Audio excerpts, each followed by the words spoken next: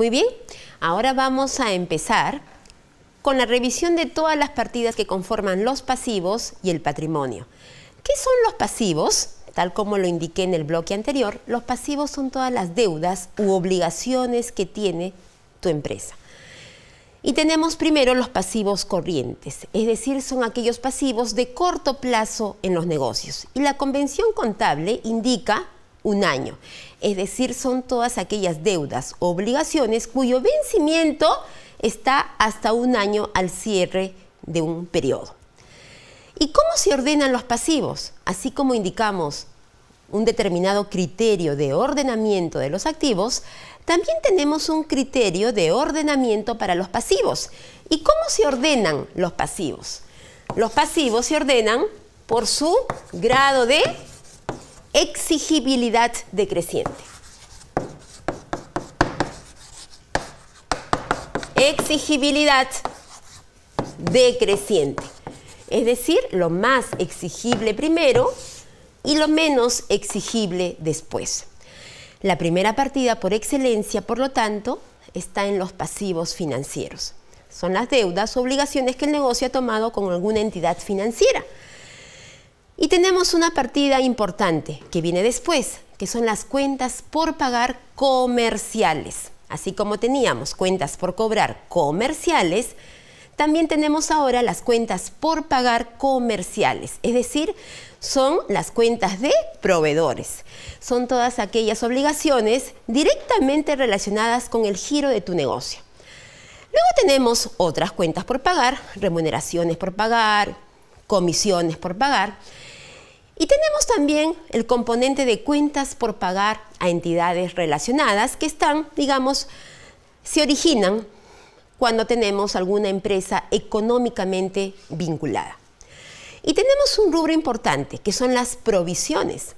Las provisiones, ojo, son las deudas u obligaciones del negocio que han sido estimadas por la empresa, porque no existe una certeza sobre la cuantificación específica de la obligación, pero el negocio puede estimarlas con bastante confiabilidad con la data que pueda obtener de la misma empresa.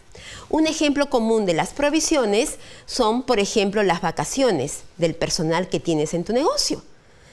Independientemente de la programación estimada o del calendario de vacaciones, el negocio puede estimar con certeza las vacaciones que han sido ganadas por tu personal y que al momento de una liquidación tendría la responsabilidad de pagarlas.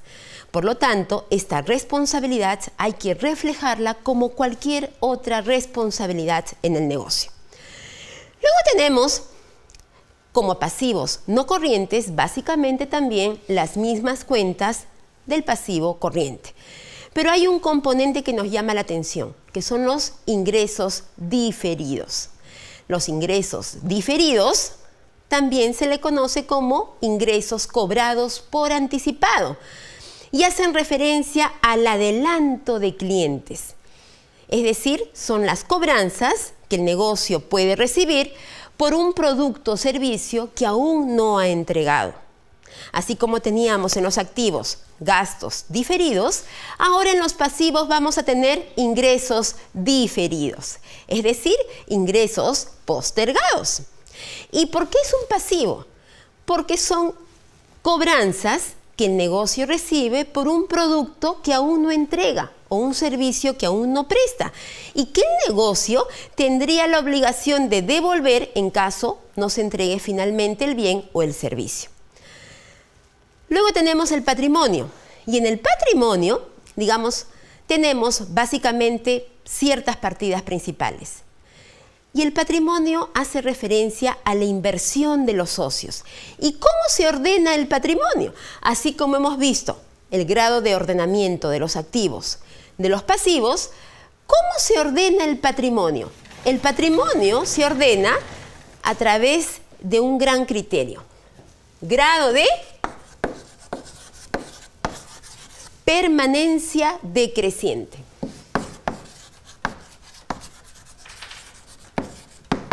Grado de permanencia decreciente. Y tenemos ahora que explicar tres partidas importantes. La primera de ellas es el capital social o capital emitido, y hace referencia al aporte de capital que han hecho los socios, ya sea al inicio, cuando se creó el negocio, o bien durante el transcurso de los años. Y este capital emitido se traduce, para las empresas que sean sociedad anónima, por ejemplo, según la Ley General de Sociedades en el Perú, se traduce en acciones, a un valor nominal por cada acción. Y este valor nominal hace referencia, digamos, a un valor arbitrario, otorgado por los mismos socios. Siempre va en múltiplos de 1 o 10. No vamos a tener un valor nominal de 33 o 13 o 41. Siempre es múltiplo de 1 o 10 y es un valor dado por los mismos socios. Luego tenemos una segunda gran partida que son las reservas. Y la reserva legal en particular hace referencia a un porcentaje que los negocios están obligados a considerar dependiendo de cada país. Por ejemplo, en el Perú, el porcentaje de reserva legal que debemos considerar es un 10% de la utilidad neta. ¿Hasta qué monto? Hasta un 20% del capital social. Por lo tanto, este monto de reserva legal es un monto que queda en custodia y que constituyen reinversiones en los negocios. Es decir, el negocio no lo puede tocar. ¿Por qué? Porque va a servir, por ejemplo, para cubrir posibles pérdidas futuras. También tenemos muchos tipos de reservas. Reserva estatutaria, reserva contractual, reserva facultativa, es decir, que los socios facultativamente generan sus reservas. Y luego tenemos una tercera partida, y para mí es la más importante. Son los resultados acumulados en el negocio. Los resultados acumulados, tal como se explicó en el módulo anterior, es la suma de todas las utilidades para las empresas que les ha ido bien y han generado utilidad, es la suma de todas las utilidades desde el inicio de los tiempos. Y representa la mayor inversión de los socios.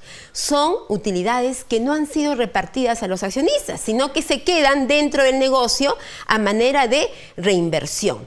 Es decir, dejar resultados en los negocios y no distribuirlas a los socios significa que el negocio está reinvirtiendo sus propias ganancias y generando mayor financiamiento para los negocios. Muy bien, en resumen, tenemos el balance general. A la izquierda, el portafolio de inversiones y a la derecha, las fuentes de financiamiento. Siempre que veamos un estado de situación financiera, debemos preguntarnos ¿en qué invirtió tu negocio y cómo fueron financiados? Y siempre debe haber un balance, una óptima gestión financiera. ¿Qué significa? Tener activos productivos, es decir, que generen ingresos a tu negocio, porque eso va a afectar la rentabilidad de tu empresa. Y por el lado de los pasivos y patrimonio, tener fuentes que sean óptimas, es decir, que no implique un alto costo financiero, porque a la larga también va a afectar tu rentabilidad. Por lo tanto, una óptima gestión financiera implica optimizar tus activos, siendo estos siempre productivos, es decir, que van a traer ingresos a tu negocio, sino descartarlos. Y por el otro lado, tener fuentes de financiamiento baratas, que no implique un costo financiero alto que afecte la rentabilidad de tu negocio. Es decir, el balance general nos va a mostrar la radiografía de las decisiones financieras de tu negocio. Muy bien, y solamente para cerrar este módulo, me gustaría explicar, para que quede claro, a qué nos referimos cuando hablamos de que el activo es igual al pasivo y patrimonio. Y es importante entender que este es un principio universal por excelencia, el principio de partida doble. Y tenemos acá la partida doble. ¿Qué nos indica? La partida doble nos indica que todos tus activos van a ser iguales a tu pasivo más patrimonio, que también fue explicado anteriormente. Sin embargo, me gustaría mostrarles un ejemplo claro y sencillo para entender este concepto. Supongamos que tenemos acá, tenemos a Juan y Juanita. Tenemos Juan y Juanita Pérez. Ambos son estudiantes de un curso MOOC y desean unirse para hacer un gran proyecto. Por ejemplo, quieren formar un restaurante y los dos se juntan para emprender un proyecto, su proyecto de restaurante. Y este proyecto finalmente determina que van a tener que invertir $5.000 en efectivo, es decir, tener cash en el negocio, $5.000 para su capital de trabajo. Y $25.000, por ejemplo, para invertir en activos, es decir, en su local, es decir, en sus mesas, en sus sillas, en la cocina, refrigeradora, frutas, en fin.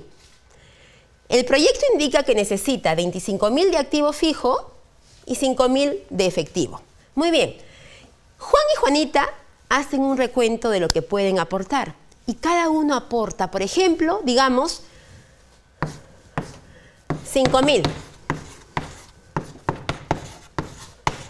Cada uno puede aportar de capital propio, de sus ahorros, $5.000. Por lo tanto, si sumamos ambos ahorros, tenemos un total de $10.000. Muy bien. ¿Cuánto le faltaría a esta pareja de estudiantes tener para poder emprender su proyecto?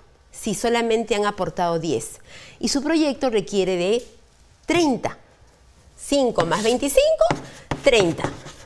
Por lo tanto, si necesitan 30 y solamente tienen 10, van a tener que buscar un financiamiento de 20.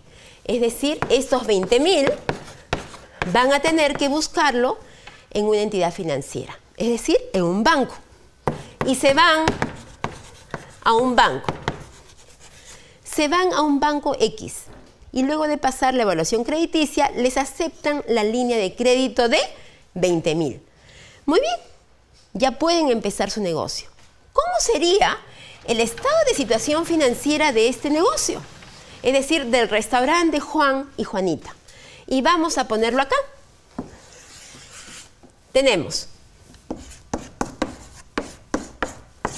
el estado de situación financiera en activos, pasivos y patrimonio. ¿Cuánto de activos va a tener este restaurante? Caja, $5.000.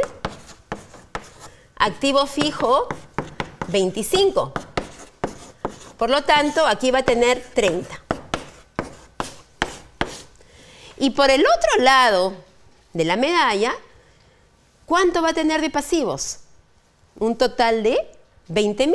Es decir, sus obligaciones financieras, 20.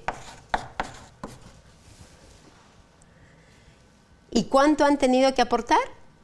Solamente 10. Es decir, su patrimonio va a ser, su capital social, 10.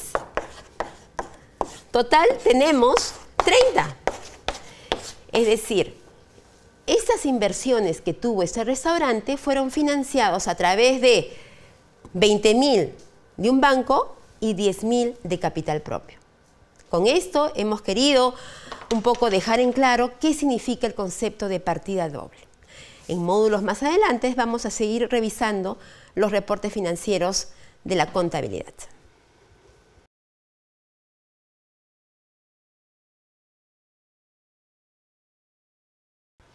Muy bien, ahora los invito a entrar a este recurso complementario que nos ayudará a entender la interacción de los 4 estados financieros y sobre todo cómo funciona la estructura de un balance general. Adelante.